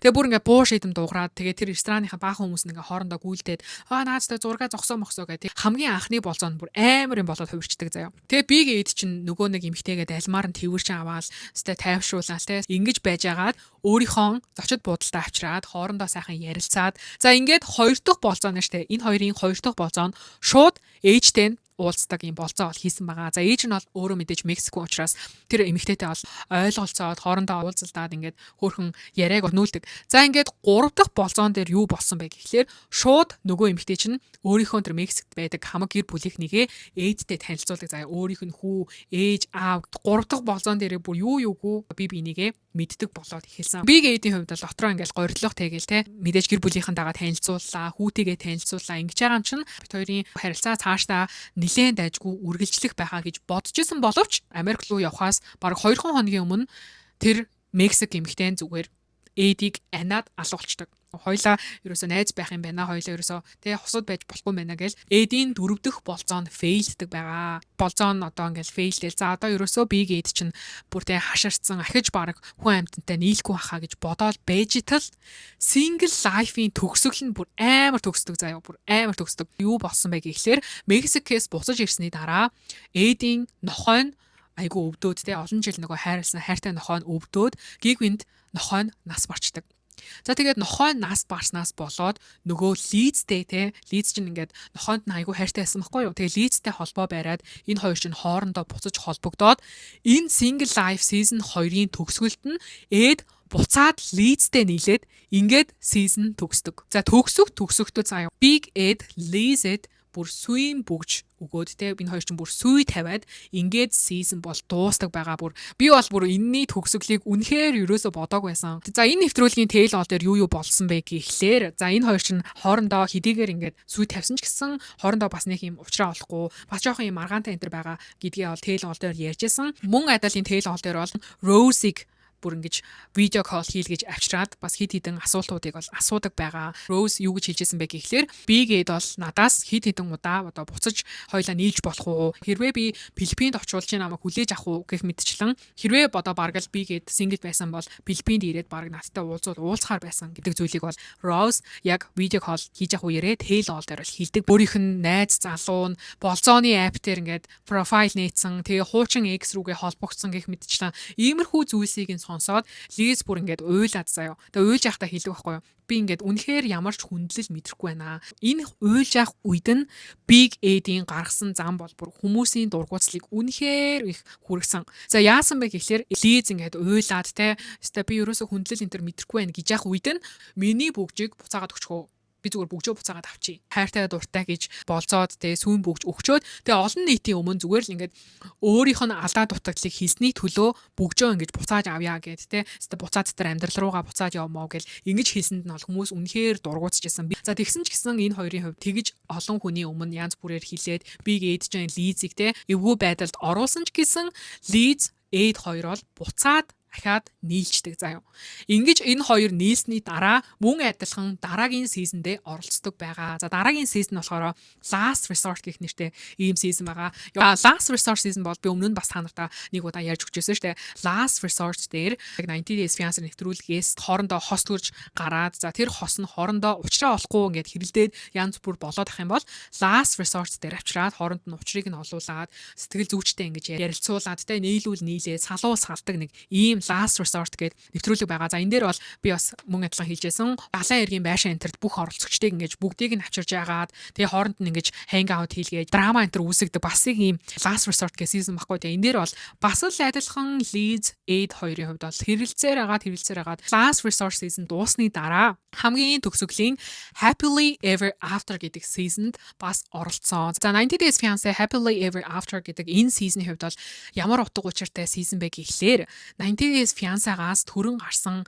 хосууд бүр ингээд хайраа олоод амар сайхандаа жаргаад аз жаргалтай ингэж амьдрах чагаа тэр хосуудын талаар тэр хосуудын амьдралын талаар ингэж харуулдаг. Бас адилхан Happily Ever After гэдэг нэртэй seasoнд Liz болон Ed хоёрын хувьд ахаад оролцсон. Энэ season дээр бол энэ хоёрын хувьд ямар зүйлийг ярьж исэн бэ? Ямар зүйл гарсан бэ гэхлээр түй тавьсан хിവэрэ байгаа удахгүй хурмаа хийх гэж байгаа. Тийм учраас хурмынхаа бэлтгэлийг одоо ингээ хийгээд хурмандаа бэлтгээд байж байгаа. Энэ нэг хэсэг нь бол яг нь Happily Ever After буюу амар сайхандаа жаргасан гэдэг энэ одоо энэ season дээр бол гардаг байгаа. Last Resort-д оролцоод хоорондоо тэр сэтгэл зүйчтэй ярилцаад ингэж имчилгээ энэ төр хийлгэсний дараа ер нь бит хоёрын харилцаа сайжирсан ч гэсэн заримдаа ер нь ингээд нэг үе бас хэрэлдэх хിവэрэ байгаа гэж бол Ed-ийн хувьд бол хэлжсэн. За ингээд баахан хурмын бэлтгэл ингээд даа гэж явж исэн чинь нэг өдөр заяа гигвинт Liz чинь баахан уйлан байлаа болол ингээл ярилцлага өгөөлээд байхгүй юу? Бас юу болчихоо яасан бэ гэсэн чинь энэ удаа бүр үнэхээр тэнэг зүйл болсон. Ed энэ хоёр маш том маргалцсан гэж аан заяа.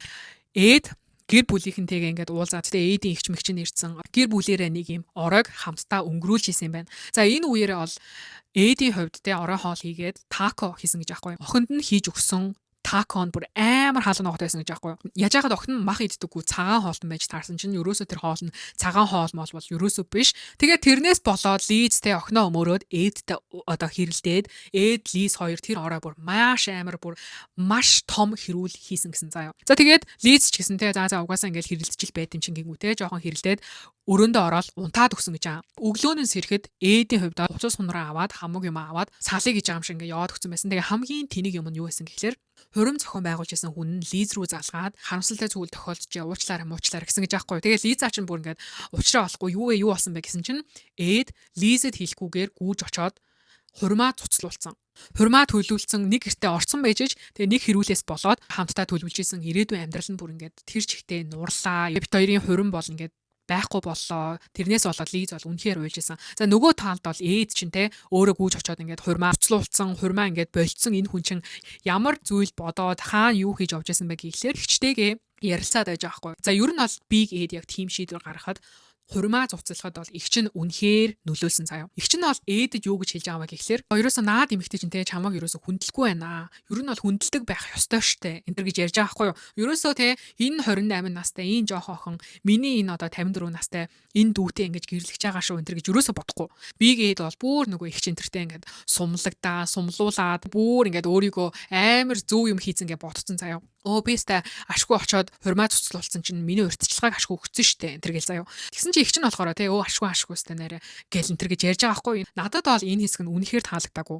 За ингээд энэ хоёр бол ингээд нэг жоохон иймхэн маргаанаас болоод хоорондоо хэрэлдээд салах дээрээ тулаад Лиз бол бүр охиноо аваад өөрийнхөө хутас хунар хамаг юмыг аваад Эдээс бол албан ёсоор яг энэ Happily Ever After гэдэг season дээр салдаг байгаа. За мэдээж Happily Ever After all Tell All-ыг бол хийсэн. Гэтэ Tell All-ыг хийхдээ бол маш сонирхолтой байдлаар хийсэн заяа. Тэр Happily Ever After гэдэг season-д оролцсон бүх одоо хосуудыг авчираад бүгдийг нь нэг юм маш гоё тансаг хашид хонуулаад hang out энэ төр хийлгээд за тэр үед бол Лиза болон Эд хоёр хоорондоо салцсан байсан ч гэсэн нэг байшинд ингэж хоорондоо хоноод тааралдаад би энтэйгээ ингэж юм ярьж байгаа нэг юм хэсэг бол гардаг. Тэгээ Эдийн хувьд бол те олон хоногийн дараа удаан хугацааны дараа Лизтэй ингэж буцаж уулзж байгаа учраас бас адилхан нөгөө ингээд Лизиг аргалдгаараа аргалаа те уучлалгаараа ингээд уучлал гуйх гал тэр хашид бол ингээд янз бүр боож байгаа нь бол харагдсан. За ингээд нэг өдөр те нэг оройн ингэж харшид хонуулсныхаа маргааш нь Tell All дээр яг юу яригдсан бэ гэхлээр мэдээж нөгөө Эд болон Лиз хоёрын салсан маш том маргааныг талаар те яагаад тоо хоёр салсан бэ? Яагаад зүгээр л тэр хэрүүлээс болоод бүхэл бүтэн хурмаа цуцалсан бэ гэх мэтчлэн зүйлүүдийг бол ярилцж байгаа байхгүй юу? Лизийн хувьд болохоор яг тэр оройноос өмнө те тэр хэрүүлээс өмнө Эдийг өөр эмэгтэйчүүдтэй ингээ хүзүүсээрээ холбогдоод янз бүр болоод ингээд байж байгааг нь бол харсан. Тийм учраас тэр өдөр бол бүр маш их өмнөхөөсөө илүү ууралсан. Big Edтэй ер нь боломж гарвал боломж олгосон октод талах юм бол ингээд жоохон ороцолт гоод байдаг. Тэр нь бол намайг айгу уурыг маань хүргсэн. Тэрнээс болоод бит хоёр маш их муудалцсан гэсэн зүйлийг бол ярьжсэн. Гэхдээ маш сонирхолтой бас нэг зүйл тохиолдсон нь энэ Tell All дээр Лиз намайг хайрладаг эр хүнийг олсон. Би бол өөр хүнтэй учирсан гэд ахаад нэг өөр эрэгтэй хүнийг гаргаад ирдэг заяа. Тэгээд тэр эрэгтэй нь бол бүр Tell All дээр оролцоод тэр залуугаас гадна Лизийн ээжийг бас уурж авчираад ингээд Эдтэй те бүгдэнтэй ингэж хооронд нь бол ярилцуулдаг байгаа. Лизийн ээжийн хувьд яг тэр Tell All дээр ирээд яг юу ярьдаг вэ гэхлээр Big Ed бол те миний охиныг юусоо хүндэлдэггүй, миний охиныг бол бүр байхгүй болгож байгаа, бүр ингэж нурааж байгаа ийм хүн. Үнэхээр Big Edээс салсанд нь бол баяртай байна. За харин энэ шинэ хүргэнээ бол ээж нь бүр үнэхээр магтдаг заяа. Шинэ хүргэнтэйгээ анх уулзсан өдөр нэг юм ресторанд уулзсан гинэ. Тэгсэн чинь тэр ресторанд уулзахдаа намайг одоо төрүүлж суух хүртэл надаас төрүүлж суугаагүй. Маш их хүндэтгэлтэй харьцдаг. Лизтэй ч маш гоё харьцдаг, надтай ч маш хүндэтгэлтэй харьцдаг. Энэ бол жинхэнэ эр хүн гэж аахгүй. Тэр нэвтрүүлгийн оролцогчд нь нэвтрүүлгийн тэр хөтлөгчд нь ч тэрнээс асуугаал танаа тэр Big Ed чинь те тантай анх танилцахдаа танд тийм хүндэтгэл үзүүлж байгаагүй мүү гэсэн чинь Big Ed ээжтэй танилцахдаа юу хүндэтгэл энэ төр үзүүлэх заяа. Хамгийн анх Big Ed Lizийн ээжтэй танилцахдаа бүр ингээд Лизээр чамдамаа байруулсан заяа. Тэгээ өөрөө ингээд урд нь алхацсан ирсэн гэж аахгүй. Тэгээд энэ үйлдэл энтрийг нь хараад ах юм бол ер нь л Big Ed угаасаа миний охинд тохирох хүн бишээ. Би бол үнэхээр салсанд нь маш их баяртай байна гэж бол хэлжсэн. За тэгээд ээжийнх нь бол бас Big Ed-д дургу байгаа бас нэг маш том шалтгаан байгаа байлээ. Энэ нь бол юу байсан бэ гэхлээр Big Ed болон Lizийн ээж хоёр хоорондоо маш том маргалцсан юм билээ. Бас яг нөгөө нэвтрүүлгийн үеэр Tell All-ын үеэр бичлэгийг нь бол гаргаад Эдийн реакшн те Лиз болон одоо тэр тэнд байгаа хүмүүсийн реакшныг бол бас харж байсан. За тэр Big Ed болон ээжийнх нь хэрүүлийг бол угаасаа өөрөө ихлүүлсэн юм байлээ. Яасан бэ гэхлээр та бол одоо баг охиноо олигтой өсгөж хүмүүжүүлээгүй. Олигтой өсгөж хүмүүжүүлсэн байсан бол баг л ийм байхгүй байсан. Энд төр гэсэн ухааны юмыг ээжд нь одоо яриад ингээд энэ хоёр хоорондоо хэрэлцсэн байхгүй юу. Бас л адилхан энэ тэр муухай тэ зүйлийг одоо найз охиныхоо ээжэд хэлж байгаа, сүйдбсгүйхээ ээжэд хэлж байгаа энэ хэсгийг нь хараад хүмүүс бас л адилхан за угаасаа л Big Ed чинь бүтэхгүй гар юм байна. За угаасаа Big Ed бол Лизээс салсан болсон юм а гэсэн зүйлийг бол ярьж исэн. За ингээд жинкнээсээ баг хэдэн сизон дамжсан бэ? Oh my god. Бараг худалч хүнд 7 сизон ингэж дамжсны дараа эцэст нь энэ хоёр маань ингээд хоорондоо салаад тэгээд тус тусынхаа амьдралыг хөөсөн байгаа. За нэвтрүүлэг дуусснаас хойш яг энэ нэвтрүүлэг гарснаас хойш Лизийн амьдралд бол ямар өөрчлөлтүүд гарсан бэ гэхлээр Лиз бол нөгөө Эдээс салаад тэр Happily Ever After гэж тэр сизны дараа бүр амар гоё glow up хийгээд тураад бүр маш гоё болсон. За ингээд хүмүүс чинь те угаасаа л Лиз чинь ийм гоё охин байсан шүү дээ. Анхнаасаа л ийм гоё охин байсан шүү дээ, те. Тэгээл одоо ээдтэй танилцсанаас хойш л ийм охин болсон шүү дээ. Тийм учраас ер нь ээдээс хас нь ерөөсө болжээ. Хүмүүс маш их магтчихсан. Гэтэл 2025 оны дундуур бол маш харамсалтай мэдээг 90 Days Fiancé-гийн үзэгчдэд бол Лиз хүргэдэг байгаа. Лизийн хувьд 2025 оны дундуур өөрийгөө ходоодны хорт хавдартай гэдгийг олон нийтэд бол зарласан. Ходоодны хорт хавдартайгаа тэмцээд ингээд явж байгаа, те. Хэдийгээр ингээд өвдөөд одоо бүр ингээд эцсийн шат хэмтэртэй бол ороог юм шиг үлээ тэмцээд явж байгаа гэсэн зүйлийг бол ярьжсэн. Гэтэл мөн адилхан энэ оны 1 сард Лизийн хувьд бас адилхан харамсалтай мэдээг үзэгчдэд бол хүргэдэг. Лиз энэ оны ихээр мөн адилхан одоо өндгөвчөнд нь хорт хавдар байгаа. Тэгээ ходоодны хорт хавдараас гадна өндгөвчнөөс нь одоо хорт хавдар олцсон гэсэн мэдээг олон нийтэд бол Instagram дээрээ хуваалцсан байсан. Лизийн хувьд бол хамгийн сүүлд танилцуулсан Happily Ever After-ийн Tell All-оор танилцуулсан залуугаасаа бол салаад одоо бол шал өөр нэг залуутай танилцаад тэгээ тэр залуутайгаа удахгүй хурмаа хийх гэж байгаа. Та нар маань ингээд миний хурманд ирээрэй гэсэн зүйлийг бол бас сүүл Instagram дээрээ нөгөө залуутайгаа бас хамт ингэж зураг хүргөө тавиад ингэж постлсон байсан. За иймэрхүү сонин сайхан бол Лизер байна. Big Ed-ийн хувьд бол 90 Days Fiancé-гийн бас салбар жижиг ийм нөгөө би та нарт ярьсан шүү дээ. Бараг л 10-20 гаруй шахуу ийм жижиг салбар нэвтрүүлгүүд байдгаа. За тэрэнд нь бол Big Ed ингээл оролцоол яваад байгаа заяа. Pillow Talk бас нэг айгуу гоё нэвтрүүлэг байсан. Тэр нь болохоор нэвтрүүлгийн 90 Days Fiancé-гийн нэвтрүүлгийн одоо оролцогчид өнгөрсөн тэр 90 Days Fiancé-гийн тэр хэсгийг ингэж үзээд за тэгээд дээрэс нь яг тэр нэвтрүүлгийн хэсэг дээр одоо хүмүүсийн тэг постлсон тэр твитийг хүмүүсийн тэр сэтгэлдлийг уншаад өөрийнхөө реакшныг өөрийнхөө хэлэх гэсэн зүйлээ бас ингэж үзэгчдэд хэлдэг айгүй юм сонирхолтой бас тийм цуврал гарсан байсан. Тэрэн дээр бас л адилхан Big Ed бол орсон байсан. За ингээд Ed-ийн хувьд бол тэг 2020 онд хамгийн анх 4 дугаар улиралд оролцоод Rose-тэй ингээд танилцсан тэр үеэс ахуулаад одоо хүртэл бол Ed-тэй 90 Days Fiancé нэвтрүүлэгтэй холбоотой хамааралтай жижиг сажиг ингээд цуврал нэвтрүүлгүүдэд нь оролцсон хэвээрээ байгаа. Big Ed-ийн хувьд бол та нарт хэлсэнчлэн нөгөө нэг трендүүд бас айгуу тийм хөгжилтэй яриа антраас нь болоод маш алдартай болсон. Олон нийтэд бол одоо 90 Days Fiancé нэвтрүүлгийг мэддэггүй ч гэсэн Big Ed-ийг бол таньдаг. Big Ed-ийн одоо гаргасан трендийг бол хаа нэгтээ бол үзчихсэн хүмүүс бол заавал байгаад байдаг байхгүй юу? Сүүлд нэг подкастн дээр оролцоод өөрийгөө Cameo гэх нэртэй бас ийм платформ байт юм байна л да. Энэ болохоор олонний танил